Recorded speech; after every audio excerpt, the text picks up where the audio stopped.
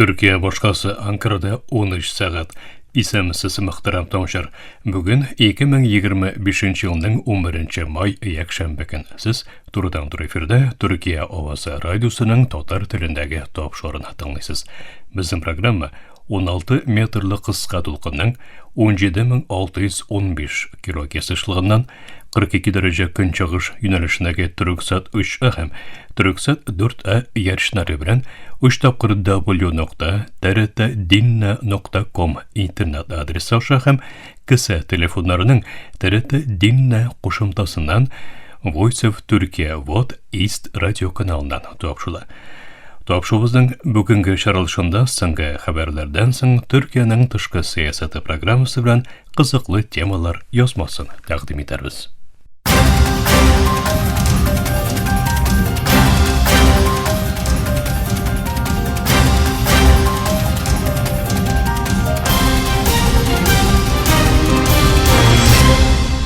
Türkiye Ovozi to'lqinlarida so'nggi xabarlar. Boshda qo'yib xabarlar qisqacha. Pokiston ham Hindiston belishlardan so'ng o'tni to'xtatuv masalasida kelishdi. Sovetlar birligi uchurunda yasalgan kosmik apparati yarti asrdan ortiq vaqt alamda qolgandan so'ng atmosferaga kirdi.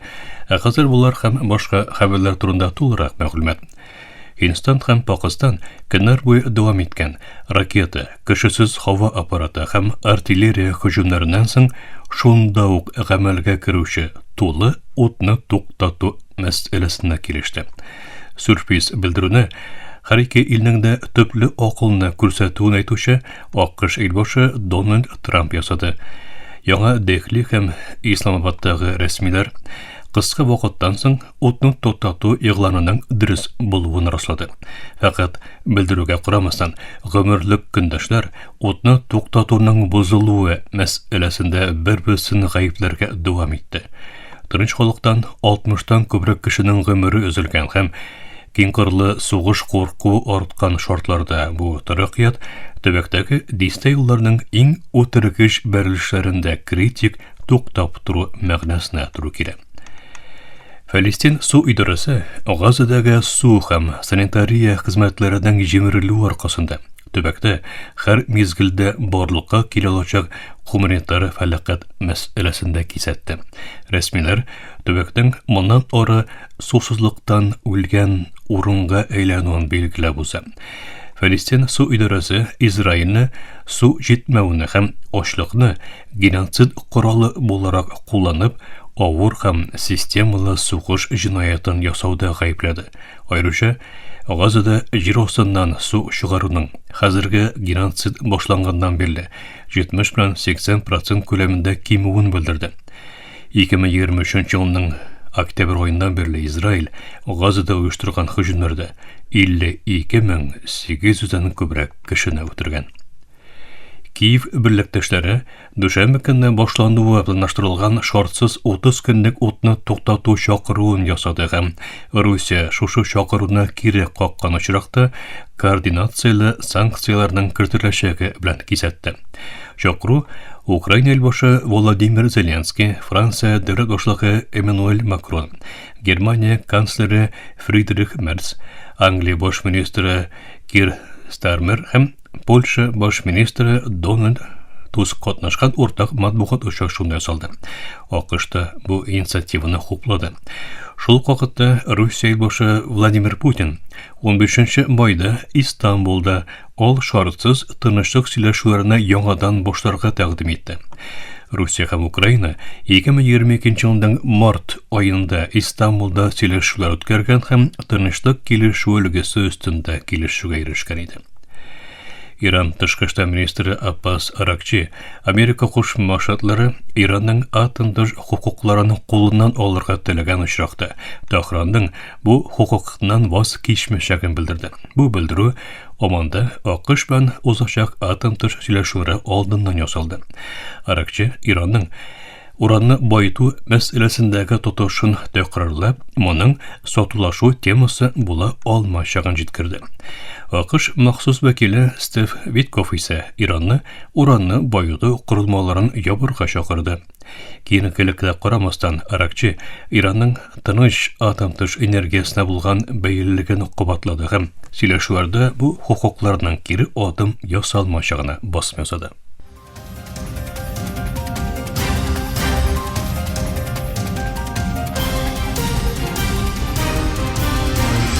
Türkiye avazı dolqunlarında соңгы хәбәрләр тыңлыйсыз. Советлар чорындагы галәм аппараты Космос 482 1972 елдагы уңышсыз Чулпан Венера вазифасыннан 53 елдан соң Җир шары атмосферасына яңадан керде. Авропа галәм агентлыгы Германия өстендә радардан югалганнан соң контрольсез кабат керү булганын раслады.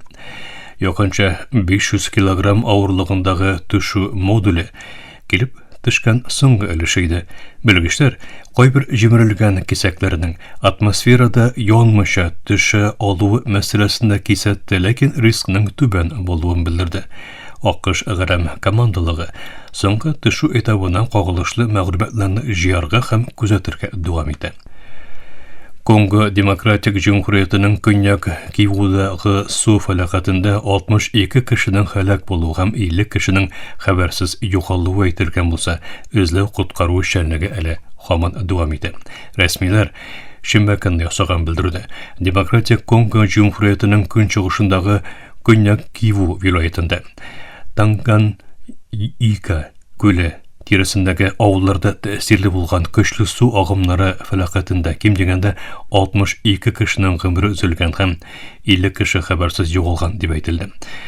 Шагыйрьләр Ганджа төбәгендәге Касаба авылын су астында калдырган су ташкынының җомга көнне җилле вакыт белән сәгать иртәнге 5 тирәсендә барлыкка килүен аңлата. Көчле явым-төшем сәбәп булган су агымнары нәтиҗәсендә йортларның су астында калуы белән бердәм элемтә линияләре дә өзелде.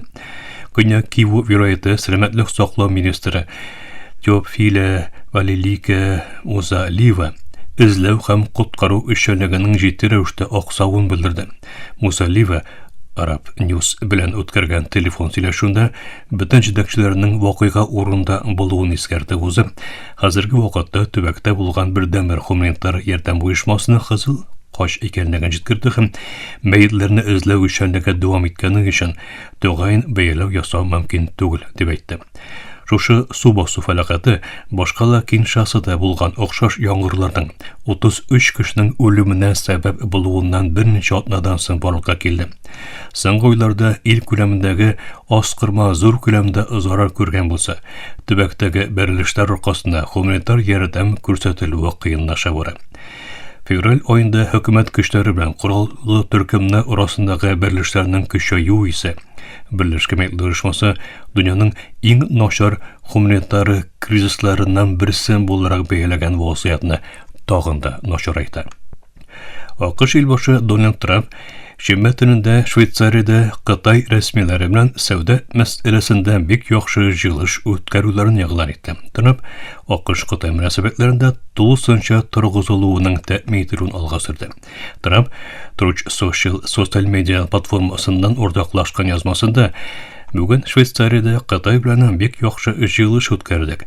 Бик күп тема бәхәсләшелде, шактый мәсьәләдә килешүгә ирешелде. Достана, әмма конструктив рәвештә тулы торгызылу сөйләшелде. Һәм Кытай һәм дә АКШның файдасына, Американ эш дөньясына Кытайның ишекләрен ачуын күрергә телибез. Зур алга китешкә ирешелде дип белдерде. Wall Street Journal хәбәр иткәнчә, сәүдә сөйләшүләренең беренче көне Женевада төгәлләнде һәм сөйләшүләрнең якшәмбе көне дәвам итүе планлаштырыла. Җыелыштан соң бернинди белдерү ясалмады һәм сөйләшүләрнең эштәлеге яки тоны турында җәмәгатьчелеккә мәгълүмат бирелмәде. АКШ вәкиллеген казна министры Скотт Бессент һәм сәүдә вәкиле Джеймсон Грир җитәкләгән булса, Кытай вәкиллегенең башында баш министр урынбасары Лайфинг иде. Бу сөйләшүләр дөньяның иң зур ике икътисадының югары дәрәҗәле рәсмиләренең Трампның Кытай импортына 145%-ка кадәр җиткән тамгахана таможня салымнары кертүеннән һәм Пекинның да моңа җавап итеп, кайбер американ эшләмәләренә 125%-ка кадәр җиткән салымнарны гамәлгә кертүеннән бирле сәүдә мәсьәләсе кара-каршы сөйләшелгән беренче җыелыш булды. Җыелыш алдыннан Трамп тарифларны төшерә алачагын искәртеп узып, социаль медиа аша Кытайга 80% тамгахана салымы ярашлы булып күренә дип уртаклашты. Ләкин пресс-секретарь Каролина Левит АКШның тарифларны бер яклы буларак төшермәячәген һәм Кытайның да ташлама ясауының зарулыгын белдерде. Мөхтәрәм тыңлаучылар, Төркия авазы дулкыннарында соңгы хәбәрләр тыңладыгыз.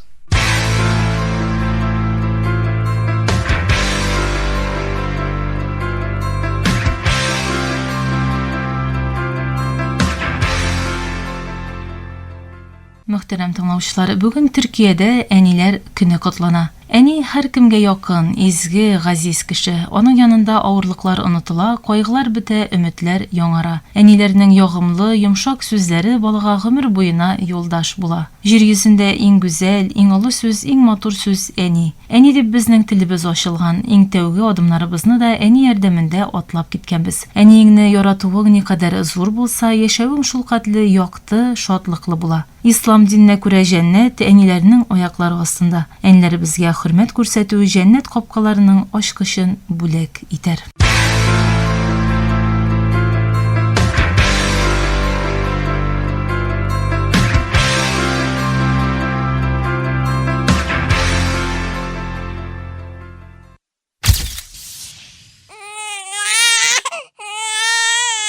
Кайсы ата-ана кызы кояш баюын күрсен өчен күзләрен бирмәс.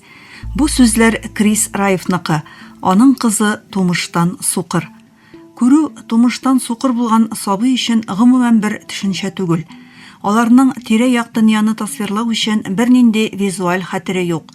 Алар тормышны тавыш, кагылу, ис һәм тәм ашатыялар.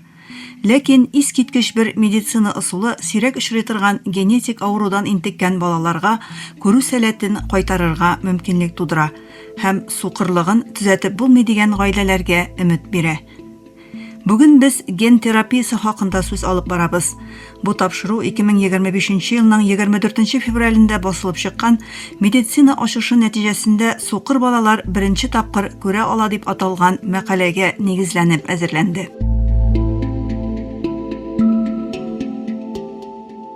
Ретина, ягъни шелтәр катлау безгә әйләнә-тирә дөньяны күрергә мөмкинлек бирә.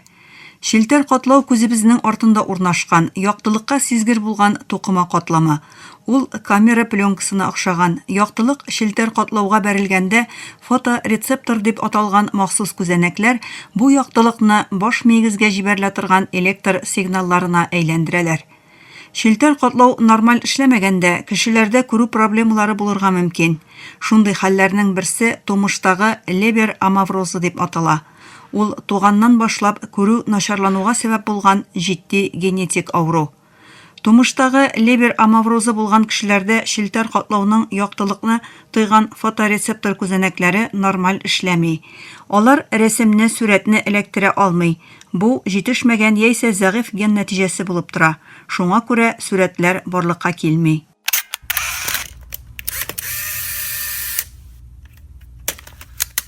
Тумыштагы Лебер амаврозы нәселдән килә. Ата-аналардан балаларына ген аша күчә.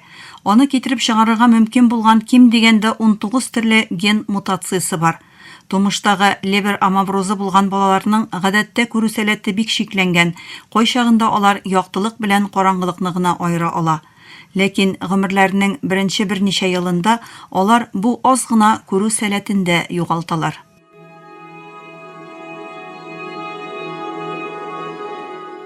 Бу бер айлык булганда шул сирәк очрый торган авыру диагнозы куелган яшь кыз Ханнаның хикәясе. Филадельфия балалар хастаханәсе белән үткәрелгән интервьюда Ханнаның әти-әнисе аның авыруы турында сөйләделәр. Ханнаның әнисе авыру турында беренче тапкыр ишеткәндә, моны тулысынча аңламауларын әйтә, ләкин Ханна күрү сәләтен кире кайтару өчен хастаханәдә ген терапиясе күргәч, барысы да үзгәрә. Ханнаның әти-әнисе әйтүенчә, бу бик гади процедура. Ул 1 сәгать тирәсе бара һәм күзгә минималь инвазив инъекция кертелә. Дәвалау зарарланган генның сәламәт күчермәсен күз артына инъекциялау ярдәмендә башкарыла.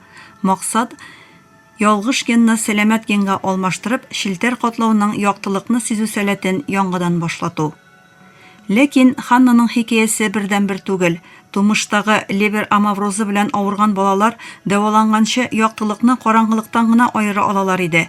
Терапиядан соң исә алар йөзләрне таный, әйберләрне аера һәм хәтта төсләрне күрә башлый.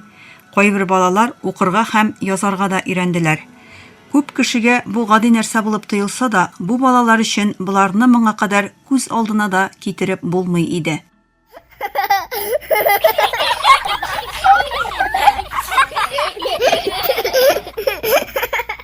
Бу процедура Лондондагы Great Ormond Street хастаханәсендә дә башкарылды.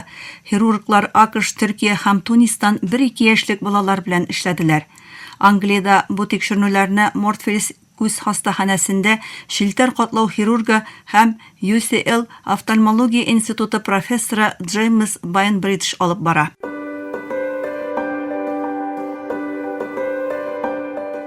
Ул нәтиҗәләрнең бик өметле булуын белдерә. Гаиләләр берничә атна яки ай эчендә үзгәрешләрне күрделәр. Хәзер Англия тикшерү төркеме балалар санын арттырып, эшчәнлеген тагын да киңәйтә һәм бер көн бу дәвалау усулы генетик сукырлыктан интегүчеләр өчен киң таралыр дип өметләнә. Моннан тыш, UCL-дагы төркем һәм партнерлары бу терапияны лицензиялау өчен бик тырышалар һәм тиздән ул Англия һәм бөтен дөнья балаларына биреләчәк дип өметләнәләр. АКШта азык-төлек һәм дарулар идарәсе тумыштагы лебер амаврозы өчен күренү торгызучы Luxturna исемле ген терапиясын раслады.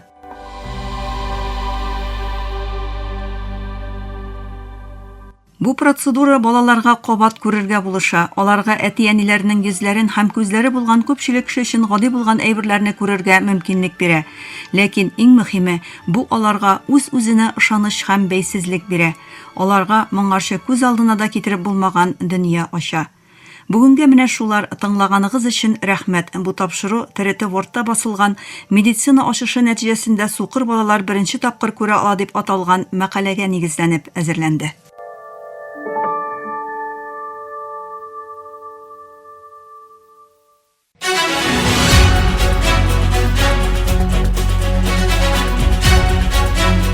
Төркиянең тышкы сәясәте.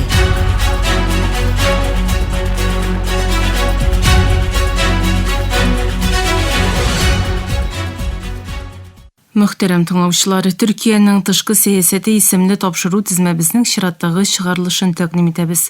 Бүгенге тапшыруның темасы 1915 ел депортация һәм урнаштыру кануны халыкара хукук. Игътибарыгызга халыкара мөнәсәбәтләр белгече фәннәр докторы Җәмил Дугач Ипәкнең аңлатмасын тәкъдим итәбез. Госманлы императорлыгы эчендә барлыкка килгән әрмән вакыйгалары бар дөньяга таралды. Без депортация һәм урнаштыру кануны бүгенге көндә гамәлгә кергәне кебек, шулай ук мәсьәләнең геноцид кына түгел кешелеккә каршы җинаять булып булмавын да тикшерәчәкбез.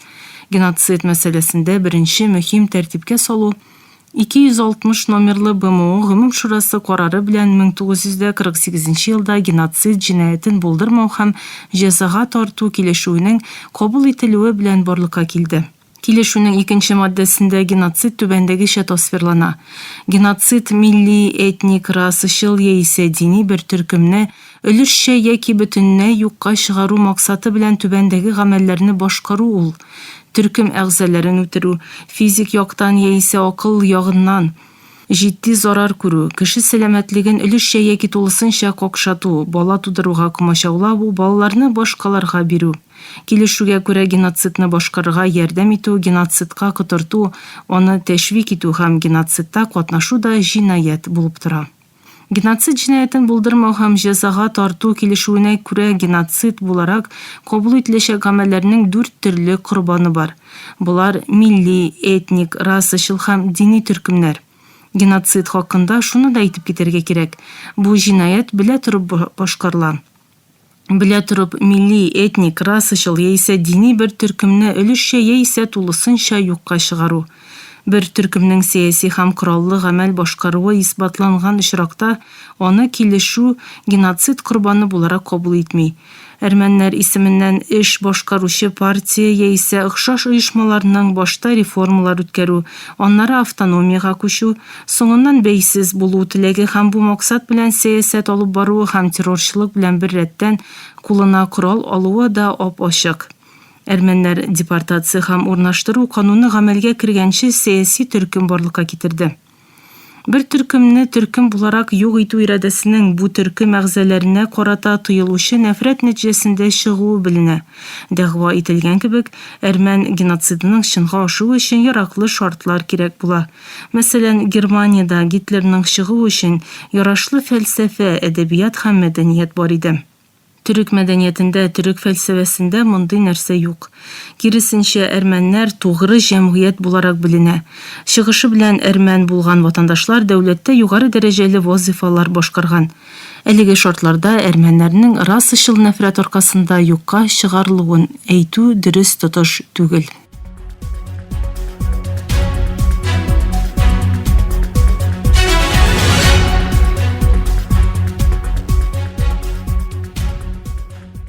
Депортация һәм урнаштыру кануны әрмәннәрнең төркем буларак юкка чыгуына китерәчәк тормыш шартларын белә торып кыенлаштыруны максат итмәгәннән геноцид түгел. Барлык буларга карамастан депортацияләнгән төркемнең югалтуларын геноцид дип әйтеп буламы соң? Моны тикшерергә кирәк. Бу шартларда сәяси төркем булса да әрмәннәргә карата расачыл нәфрәт белән юкка чыгару теләге булмыйча, башкарылган күчерү һәм урнаштыру нәтиҗәсендә мөһим үлчәмдә әрмәннең үлүен геноцид итеп күрсәтергә тырышучылар бар. Халыкара җинаять мәхкәмәсенең 7-нче маддәсендәге 1-нче параграфта санап кителгән үтерү, күпләп үтерү, депортация, кырыслык бер җәмгыятькә каршы киң таралган һәм систематик һөҗүм булганда гына кешелеккә каршы җинаять булып санала.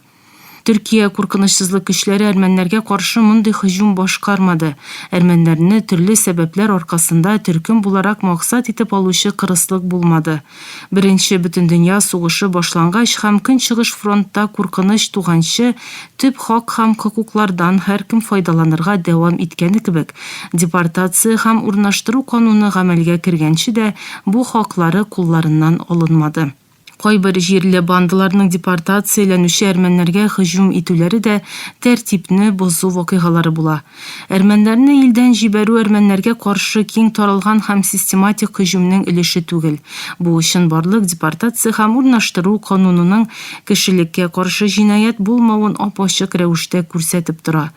Бу шартларда депортация һәм урнаштыру кануны легаль һәм аны гамәлгә керткәч барлыкка килгән үлемнәр дә җәза хокукы җәһәтеннән чираттан җинаять кысаларына керә.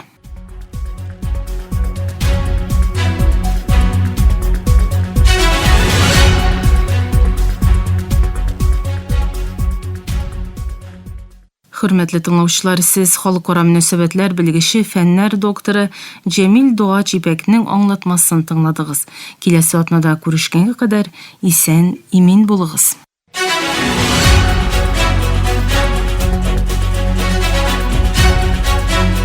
Төркиянең тышкы сәясәте.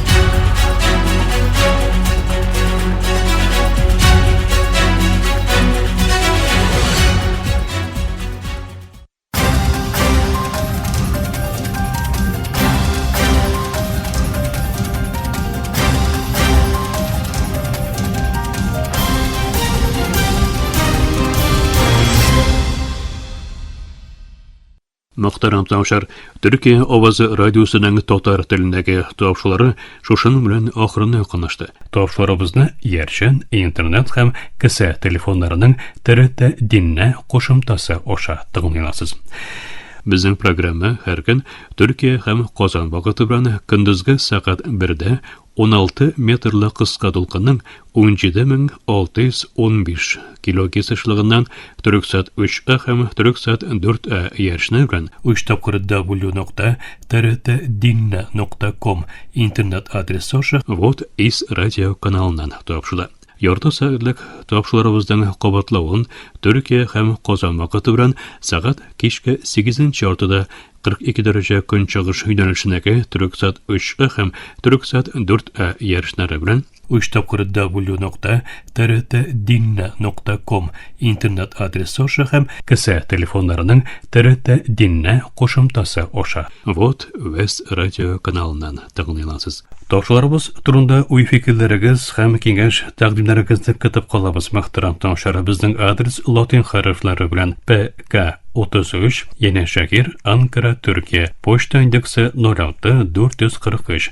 Электроник почта адресыбыз tatar@trt.net.tr. Әлегә без сезнең белән саулашабыз. Эфирдә киләсе очрашуга кадәр.